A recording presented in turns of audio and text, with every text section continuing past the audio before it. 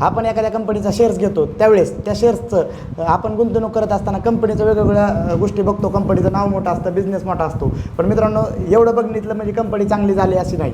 मग आपण एक आजच्या व्हिडिओमध्ये एक असा चॅप्टर क्लिअर करू की जी जर चॅप्टर जर तुम्ही बघितला आणि ही कन्सेप्ट जर तुमच्या लक्षात आली तर तुम्हाला रिअल कंपनी मागचं सत्य किंवा कंपनी रिअल पैसा येतो कुठं, जातो कुठं आणि किती येतो हे पूर्णपणे कन्सेप्ट क्लिअर तुमच्या लक्षात येईल. मग असा कोणता चॅप्टर आहे की एक कॅश फ्लो स्टेटमेंट. मित्रांनो, ही स्टेटमेंट इतकं पॉवरफुल आहे की या स्टेटमेंटमध्ये कंपनीचा झालेला धंदा किती आणि कंपनीच्या हातात नेट पैसा किती आला आणि त्या पैशाचं कंपनीने काय केलं हे पूर्णपणे आपल्या कॅश फ्लो स्टेटमेंटमध्ये लक्षात येतं.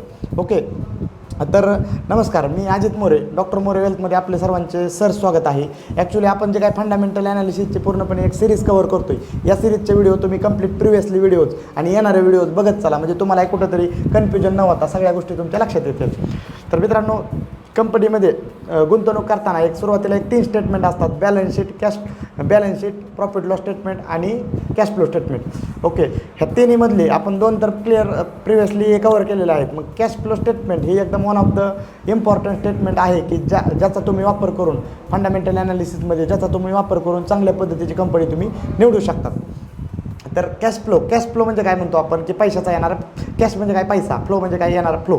मग कंपनी एवढं बॅलन्स शीटमध्ये तर आपल्याला कंपनीचा पूर्णपणे आकार कळतो आहे. कंपनीवर कर्ज किती, कंपनीला येणं किती आहे, जाणं किती, हे बॅलन्स शीटमध्ये कळतं आहे. कॅश म्हणजे प्रॉफिट लॉस स्टेटमेंटमध्ये आपल्याला काय कळतं आहे, कंपनी धंदा किती रुपयाचा करते, त्याच्या मागचा खर्च किती, त्याचा सेल्स किती होतो आहे, सेल्स ग्रोथ किती, ऑपरेटिंग प्रॉफिट राहतं आहे किती आणि त्याला नेट प्रॉफिट राहतं आहे किती, हे आपण प्रॉफिट लॉस स्टेटमेंटमध्ये बघतो. आणि कॅश फ्लो स्टेटमेंटमध्ये ह्याचं फायनल उत्तर असतं की कंपनी जर एखादा धंदा करत असेल आणि ती नेट प्रॉफिट जर येत असेल तर नेट प्रॉफिटचं काय होतं आहे, महत्त्वाचा प्रश्न मित्रांनो ही. आणि ही जर महत्त्वाचा विषय आणि प्रश्न पण आहे.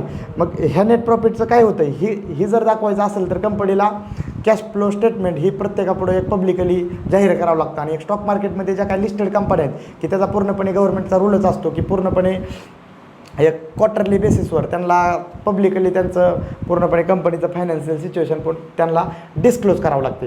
तर कॅश फ्लो स्टेटमेंटमध्ये जे काय पैशाचं नेट प्रॉफिट होतं त्या पैशाचं नियोजन कसं होतं ह्या गोष्टी कॅश फ्लो स्टेटमेंटमध्ये बघितल्या जातात. मग मित्रांनो, एक कॅश फ्लो स्टेटमेंटमध्ये महत्त्वाच्या 3 गोष्टी असतात की कॅश फ्रॉम 3 गोष्टी असतात.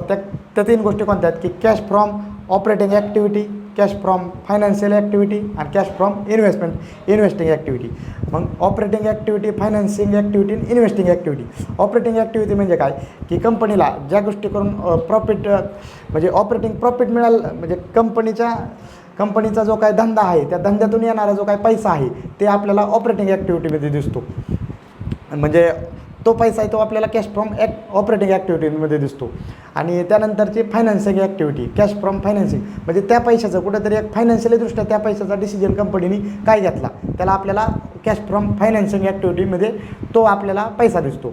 आणि कॅश फ्रॉम इन्व्हेस्टिंग ॲक्टिव्हिटी म्हणजे कंपनीने गुंतवणुकीबद्दल किंवा एखादी गुंतवणूक नवीन केलेली आहे का, किंवा मशिनरी घेतलेल्या आहेत का, किंवा नवीन एक्सपेन्शनसाठी काही गोष्टी केलेल्या आहेत का, त्या गोष्टी मित्रांनो आपल्याला कॅश फ्रॉम इन्व्हेस्टिंग ॲक्टिव्हिटीमध्ये दिसतात.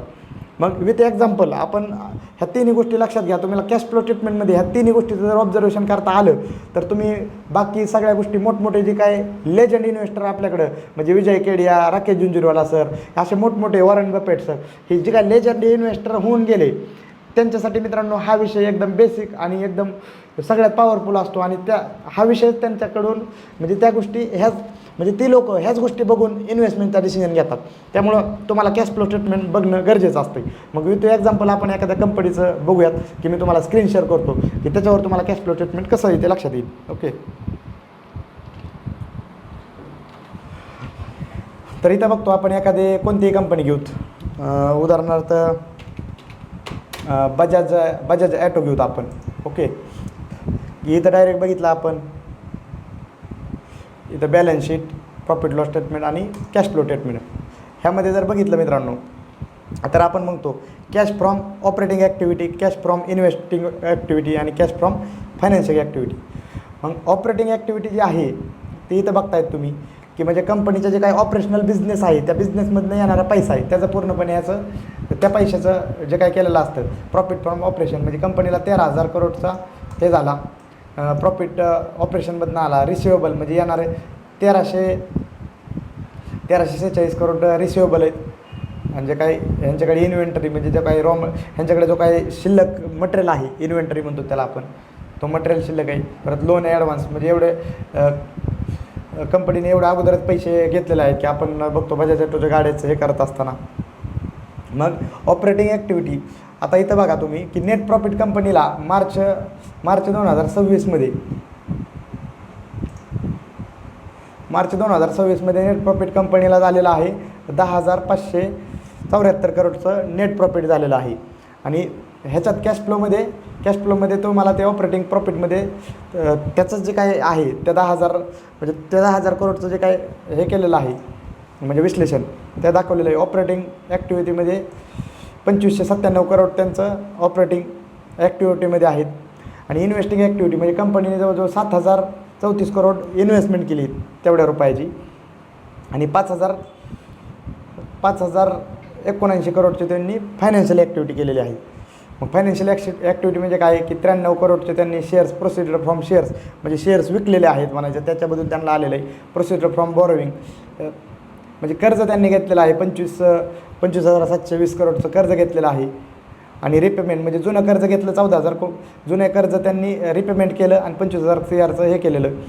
मग ह्याच्यातून पूर्णपणे त्यानंतर डिव्हिडंड्स पेड, कंपनीने डिव्हिडंड जवळजवळ 5,855 करोडचा डिव्हिडंड दिलेला आहे. हे आपण एकदम समरी बघतो. या नेट कॅश फ्लो जर कंपनीचं जर पॉझिटिव्ह असेल तर कंपनी एकदम बेस्ट आहे आपण असं म्हणतो. तुम्ही बाकी जास्त कन्फ्यूज होऊ नका मित्रांनो. तुम्ही लक्षात घ्या की ऑपरेटिंग ॲक्टिव्हिटीमधला जो काही पैसा हिचा आता प्लस 2,597 त्यांना आलेले आहेत ऑपरेटिंग ॲक्टिव्हिटीमधून, पॉझिटिव्ह आहे त्यांचा कॅश फ्लो. आणि 7,000 करोड गेलेत म्हणजे 2,500 करोड आलेत, 7,000 करोड गेलेत. ऑपरेटिंग ॲक्टिव्हिटीमधून 2,500 करोड आलेले आहेत, इन्व्हेस्टमेंट ॲक्टिव्हिटीमध्ये 7,000 करोड गेलेले आहेत. आणि परत फायनान्सिंग ॲक्टिव्हिटीमध्ये 5,000 करोड अजून आलेले आहेत. फायनान्सिंग ॲक्टिव्हिटीमध्ये काय त्यांनी जुनं कर्ज कमी केलं, नवीन कर्ज घेतलं. मग त्या गोष्टी त्यांना ती एक पॉझिटिव्ह कॅश फ्लो झाला त्यांच्यासाठी. मग तरी नेट कॅश फ्लो किती राहिला मित्रांनो? नेट कॅश फ्लो 642 करोडचा राहिला. मग तरी त्यांनी 642 करोड फ्री कॅश फ्लो इथं 1800 हे केलेलं आहे 1885 करोड. मग ही जर नेट कॅश फ्लो ज्या कंपनीचा प्लस आहे, ओके हां, तर स्क्रीन शेअर केलेलं आहे. मग नेट कॅश फ्लो जर एखाद्या कंपनीचा जर पॉझिटिव्ह असेल तर ती कंपनी कुठेतरी लॉंग टर्ममध्ये सर्वाईव्ह होणार असं तुम्ही एकदम अज्यूम करू शकतात. ओके, मग तुम्ही एखाद्या कंपनीचा कॅश फ्लो स्टेटमेंट बघताना तुम्ही लक्षात घ्या की कंपनी कर्ज घेते का जास्त. कंपनी जर जास्तच कर्ज घेत असेल तर ती कुठेतरी लॉंग टर्मसाठी डिफिकल्टीज जाणार. आणि कंपनी म्हणजे कंपनीचा ऑपरेटिंग कॅश फ्लो हा थोडा एकदम जास्त पाहिजे आणि इन्व्हेस्टिंग कॅश फ्लो हा पण थोडा जास्तच पाहिजे. फायनान्शिंग कॅश फ्लो मित्रांनो थोडा कमी असला तरी चालतो, कारण की का ऑपरेटिंग कॅश फ्लो जर जास्त असेल तर ह्याचा अर्थ काय होतो की कंपनी नेट प्रॉफिट कमवती. त्यामुळं तुम्ही ह्या कॅश फ्लो स्टेटमेंटमध्ये ऑपरेटिंग प्रॉफिटचा जर पॉझिटिव्ह असेल तर कंपनी एकदम बेस्ट आहे असं आपण समजतो. नाहीतर प्रॉफिट लॉस स्टेटमेंटमध्ये तुम्हाला 1,000 करोड रुपयाचं प्रॉफिट झालेलं दिसतं, पण ते 1,000 करोडचं प्रॉफिट इन कॅश आलं आहे का हे तुम्हाला कशात दिसतं? कॅश फ्लो स्टेटमेंटमध्ये. मग लक्षात घ्या की तुम्हाला एक कंपनीचं जर ॲट द एंड कंपनीचा इन्व्हेस्टमेंटचा डिसिजन घ्यायचा असेल तर कॅश फ्लो स्टेटमेंटवर ह्या गोष्टीला इग्नोर करून चालणार नाही.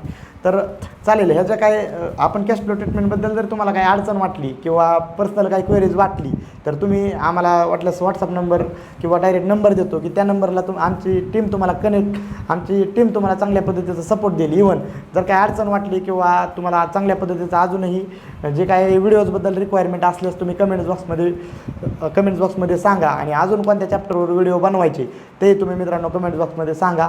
आपल्या व्हिडिओला लाईक करा, कारण की चांगले व्हिडिओ एवढे एफर्ट्स लावून मी तुमच्यासाठी जे बनवतोय त्या व्हिडिओजला जर चांगल्या व्ह्यूज चांगले लाईक जर आल्या तर मला कुठेतरी चांगल्या पद्धतीचं मोटिवेशन येतं आणि अजूनही चांगल्या पद्धतीचं व्हिडिओ बनवायला मलाही चांगल्या पद्धतीचं मोटिवेशन येऊन जातं. तर आपल्या मित्रांना व्हिडिओ शेअर करा. चालेल, थँक्यू, धन्यवाद. आणि महत्त्वाचं येणाऱ्या व्हिडिओमध्ये कंपनीच्या फायनान्शियल फंडामेंटल ॲनालिसिसमध्ये जे काही अजूनही वेगळे पॅरामीटर असतात की एक चांगल्या कंपनीचं मी पर्सनली चांगली कंपनी निवडताना कोणत्या पॅरामीटर बघतो ते पॅरामीटर मित्रांनो येणाऱ्या व्हिडिओमध्ये आपण बघूयात. थँक्यू.